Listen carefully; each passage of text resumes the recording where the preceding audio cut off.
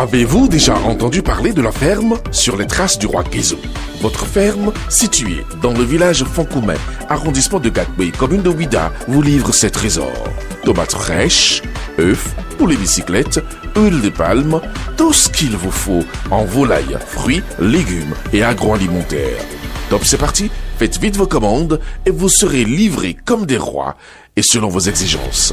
Sur les traces du roi Guézo, nous sommes joignables au 229 41 49 99 99. 10 septembre 2024, mesdames et messieurs, bonjour et bienvenue sur Une Minute dans le Monde.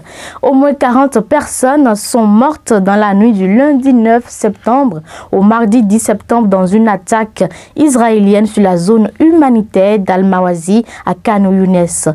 La défense civile de Gaza a fait état dans la nuit de la mort de 40 personnes dans une attaque israélienne sur la zone humanitaire d'Al-Mawazi à Khan Younes, Israël, soulignant avoir visé un centre de commandement du Hamas.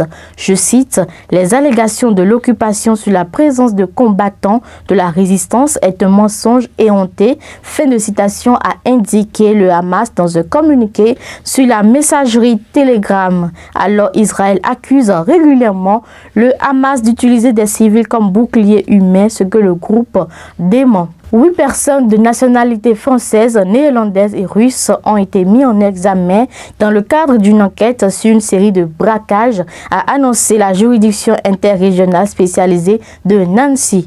Ils attaquaient des distributeurs automatiques de billets à l'aide d'explosifs.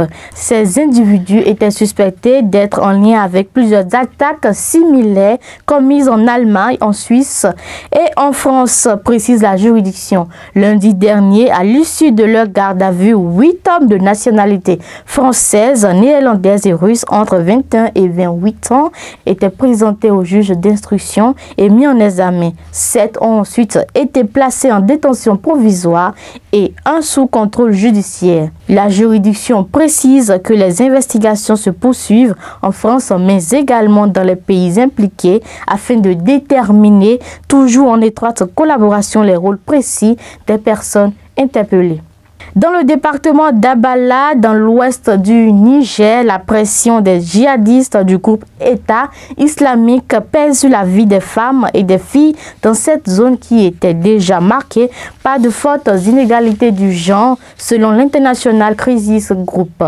Dans ces zones rurales, les djihadistes imposent certaines règles, hijab, abaya et chaussettes. Les femmes doivent porter une tenue noire dans certains villages du département d'Abala. Elles doivent parfois rester confinées chez elles et les interactions entre les hommes non mariés et les jeunes femmes sont limitées.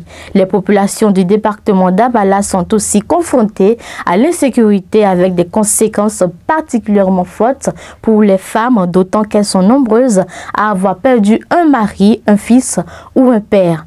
Des écoles primaires sont par ailleurs fermées et cela accentue le risque de déscolarisation et de mariage précoce pour les filles.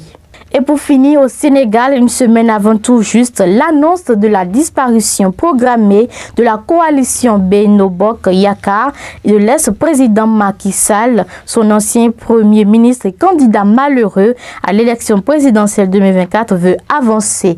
Lors d'un meeting lundi 9 septembre, Amadou Ba a annoncé son intention de créer prochainement un parti et a affirmé pour cela vouloir consulter les forces vives de la nation.